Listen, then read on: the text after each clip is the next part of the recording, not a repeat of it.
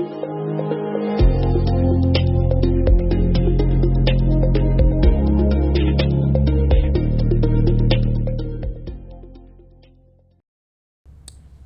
I'm Dr. Josh Santz. Welcome to Part B, Episode 2, with Adam Autry, Your Health in 15 Minutes. Yep. Adam is a doctorate in physical therapy at Breakthrough Physical Therapy, and he'll be talking to us about pre-injury physical therapy assessments and how that can help before you engage in any type of activity. Yep. From a pre-injury perspective, there's multiple different platforms. A lot of student athletes go through these tests either by athletic trainers or PT students and things when they're in college, but it's also applicable to general population. Most common ones you would hear are your SFMA testing, FMS testing. Those are definitely two most common. What does it actually mean? That's the initial. Yeah, so functional movement screening and selective functional movement assessments. Right. So they're really just breaking down various movements of the body, looking for more combined movement patterns, if you will. So like total shoulder mobility is kind of how, if you ever get your arms in and around your body, mobility of the hips and the spine. And they've collected data on these over quite a period of time, and they're able to show if you're deficient in certain movements, then you're at a higher risk for this particular injury or that particular injury. So it will probably be worth, if you're going to be an athlete or even just a weekend athlete, weekend warrior, addressing some of those mobility and strength impairments just to decrease your overall risk of potentially getting injured. Those tests are generally not recommended for folks that are in pain. It's just, like you were saying, pre-injury, pre-symptoms, yeah. So that basically when when an individual, a patient, decides to start a certain gym program or get into a certain CrossFit type of class, they need this type of assessment to see if there's any deficiencies that need to be addressed before they get injured. Yeah, those tests are really good about picking those things out. And if you score, if you have a limited motion during that test, it doesn't necessarily mean that you're going to be injured. It's just a probability, right? It's just a higher probability versus if you have the full mobility and full strength in these specific movements, chances are less that you're going to occur an injury. Okay. Yeah. So what about like workload and capacity? If let's say they have a certain occupation that they're doing a certain activity, let's say with their arms, and then they go to a different job that requires a totally different motion. Yeah. So more of the research that has been coming out is looking at a workload ratio of acute workload to chronic workload. And so kind of breaking that down is essentially like how much high-level physically demanding movement are you doing now or acutely versus what you're used to doing or have been doing chronically in the past. And really within the past 6 to 10 weeks is kind of where that ratio works when you're looking at acute to chronic.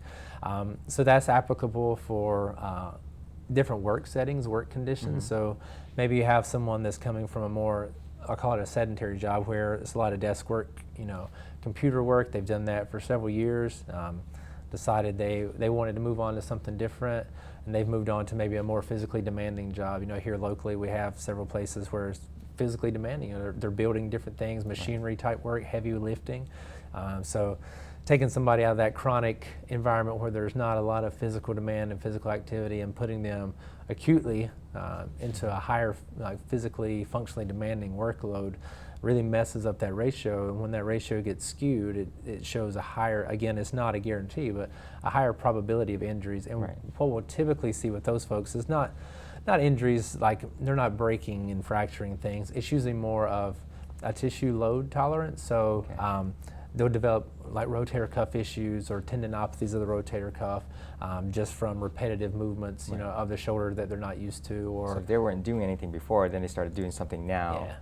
So kind of like if they were preparing for Couch to 5K, pull up one of those apps and they've been sitting watching TV and they decided we're going to run a 5K in whatever time frame, 2-3 weeks. So is that how that works? Yeah, so you're trying to balance out that workload. So as you acutely increase your workload, you want some workload in the past that's relatively close to that. It doesn't have to be equal or greater than, but so the perfect example of like a couch to 5K, if you go from, we'll say the couch is chronic, right? Yes. And 5K is what we're going to. We don't want 5K acutely, right? We don't want 5K in week 1. Right. We want maybe 1K. Yes, there's a certain build up to it. Right, Yeah. and then and as you roll into week 2, what was week 1 is now your chronic, and your second week is your acute week, so maybe it's week 2 we're at 2K, right? Because last week we did 1, we did fine, we're building load and tissue tolerance so we can keep incrementally increasing. Just like a slow conditioning process Right. for those targeted areas. Yeah. Okay. How long does that normally take to do that build up? When you Yeah. send somebody for physical therapy. I think it varies depending on body region. I think if you think about the way our body's made and structured, if you look at shoulders and hips and ankles, those joints and areas that are inherently highly mobile but don't have a lot of stability. So they move well, move freely, move in several different directions. Those tend to take just a little bit longer because you're trying to add that component of not only strength and power, but just general endurance and stability if somebody's going to be doing a lot of overhead work. Joints like the knees and the spine, it tends to respond to load a little bit quicker, it seems like.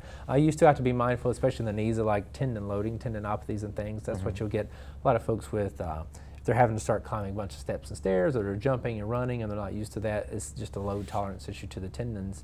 But it really depends on what you're looking at as far as stability versus mobility and the power that you need. So around probably that those specific joints area. that have more directional motions, like your shoulder and your hip, versus a linear action on a certain joint. Correct, Takes yeah. longer to build up. Correct, yeah. There's more muscles in those. There is, and the those movements are joints. much more Yeah. complex. complex. And so if you don't have that foundational layer of just good general strength, and you start doing a lot of overhead work with your shoulder, that's when you can run into the tendinopathies and the other issues of your rotator cuff, general impingement pains and things like that. So once we get a patient started on this conditioning program, Yeah. how do they manage every other aspect of their life in terms of diet, sleep, that type of thing? How do they Yeah. prepare their bodies for this type of? Right, that's a good question. I feel like over the past few years we've found out really how important those things are. When we thought they were important for a long time, but we didn't really understand, especially in chronic pain world now, even more so too. Just the hormonal changes and things that happen in our body when we don't sleep well, when we don't eat well, when we have a lot of internal and external stressors that we're not managing well. So, recommendations is to try to get at least 6 hours of sleep per night at least. And the whole concept behind that is as you would know, your body heals during that time, right? Your hormones reset. There's a lot that just goes on with tissue healing. True, yeah. And if we're not getting that, we stay in what we would call the fight or flight stage, right? We're in sympathetic drive all the time. That in itself releases more cortisol, which causes more systemic inflammation, which causes more joint pain, right? So it's just And also adds to a whole gamut of metabolic issues. correct. Blood pressure, sugars, yes, absolutely, eventually. absolutely.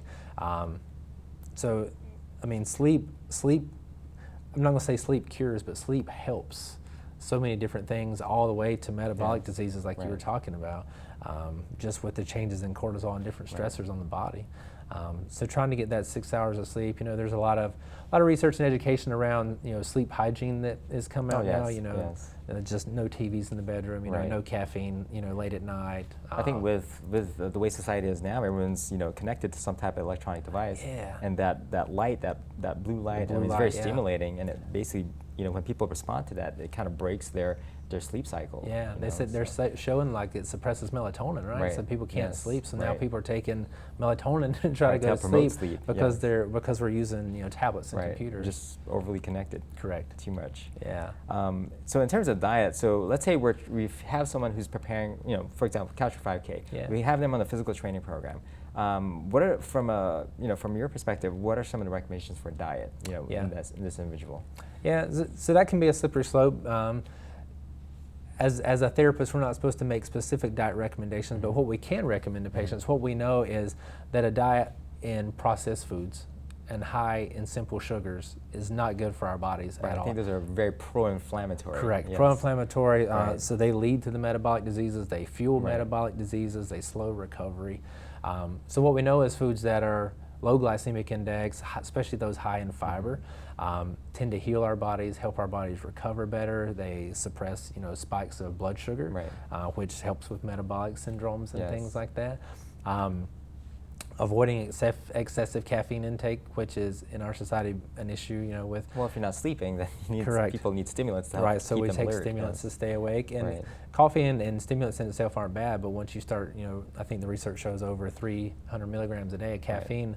Excess. That's Yes. that's an It's excess. excessive, yes. Correct, which again fuels the sympathetic drive and cortisol. It's just a never-ending cascade between diet and sleep. Right. So that's challenging for any individual at this day and age. Right. Trying to balance, family life, work life. Right. You have this injury where they're, they're disabled and we're trying to get out of that ability. Right. But in this case, we're trying to kind of foresee what their problems were by doing these assessments, and then give them the tools to actually be successful to reach that goal. Correct. Right. Yeah. So, yeah. And we really try to be multidisciplinary as much as we can if needed. We do have other mental health professionals and physicians in town that deal with if somebody's dealing with a lot of stress or depression or anxiety. Because if somebody's dealing with those things, they're not going to do well physically. And I can screen them and I can give them the best exercises and the best hands-on care in the world. But if that piece is missing, yes. There's a direct connection there between correct. that mental health and the physical health. Yeah.